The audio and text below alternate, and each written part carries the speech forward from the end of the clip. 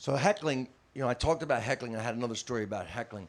But one of the things I didn't talk about was that there's something I had to learn, which is you can't. And this is just when young comics would ask me, they go, "Well, how do I deal with hecklers?" I said, "Don't come back." This is a rule that I had.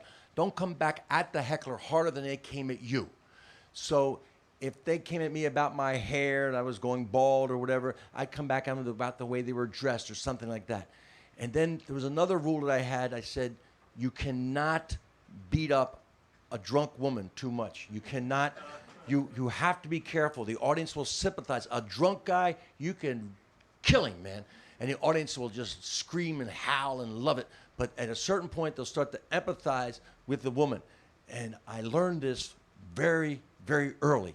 It was 1981. I was in Cleveland, and it was a small room. It was like an 80-seat room, but it was really packed, and it was a hot place. Again, the comedy boom was starting to happen, and this drunk woman started heckling me, and she was sort of incoherent, and I dealt with her with a couple of heckle lines. I developed my own heckle lines when I'd say, "Well, it looks like you've got one brain cell treading water in a sea of beer," and it was kind of a funny thing then.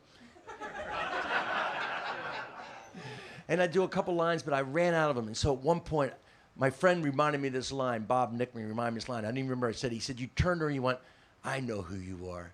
I know exactly who you are. I can see you now back in high school sitting on your bed crying because you didn't get asked to the prom. And your daddy sitting there holding your hand going, 'You're still pretty, honey. You're pretty.'" And the audience reacted worse than you just did.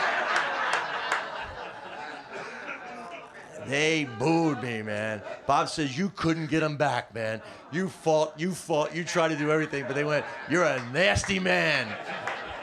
And I blamed the cocaine for years, man. But I had to come up with it. Yeah, that was me. I did it.